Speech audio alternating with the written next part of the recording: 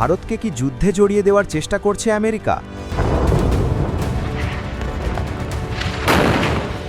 Iran America সংঘাতে উত্তেজনা ছড়িয়েছে এবার ভারত মহাসাগরে।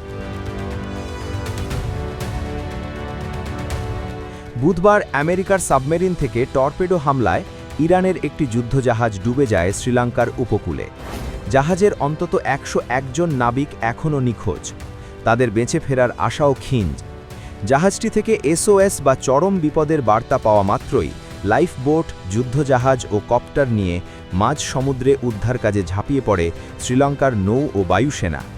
যুদ্ধকালীন তৎপরতায় জাহাজে থাকা ১৮০ জন ক্রু সদস্যের মধ্যে বেশ কয়েকজনকে উদ্ধার করা সম্ভব হলেও বাকিদের খোঁজ মেলে না। ওই দিন সকালে ভারত মহাসাগরের শান্ত বুকে আচমকা কেন ডুবতে শুরু করে ইরানের অত্যাধুনিক যুদ্ধজাহাজটি? বিভিন্ন রিপোর্ট থেকে উঠে আসে এক হাড় হিম করা সন্দেহ, সাবমেরিন অ্যাটাক বা ডুবোজাহাজ থেকে গুপ্ত হামলার কথা।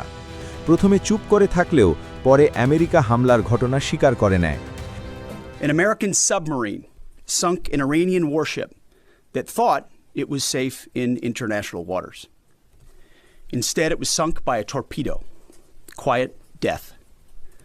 The first sinking of an enemy ship by a torpedo since World War II. আন্তর্জাতিক ফ্লিট রিভিউয়ে যোগ দিতে ফেব্রুয়ারিতে ভারতের বন্দর শহর বিশাখাপট্টনমে এসেছিল ইরানের যুদ্ধজাহাজ ডেনা। একাধিক দেশের যুদ্ধজাহাজ এতে অংশ নিয়েছিল।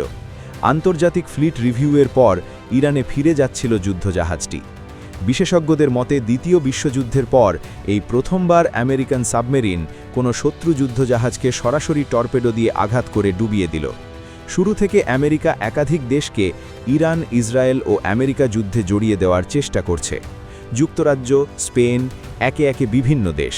প্রথমে কিয়ার স্টারমারের দেশ যুক্তরাজ্য যুদ্ধে জড়াতে চায়নি, পরে অবশ্য তারা রাজি হয়।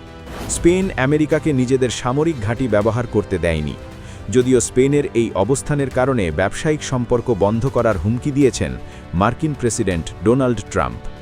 এবার কি তারা ছলে কৌশলে ভারতকে যুদ্ধে জড়িয়ে দিতে টার্গেট করল? দক্ষিণ এশিয়ায় ভারতের আর্থিক ও সামরিক শক্তিশালী অবস্থান সকলেরই জানা। ভারতের মতো শক্তিশালী দেশকে যুদ্ধে জড়িয়ে যুদ্ধের আরও বিস্তার ঘটাতে চাইল আমেরিকা।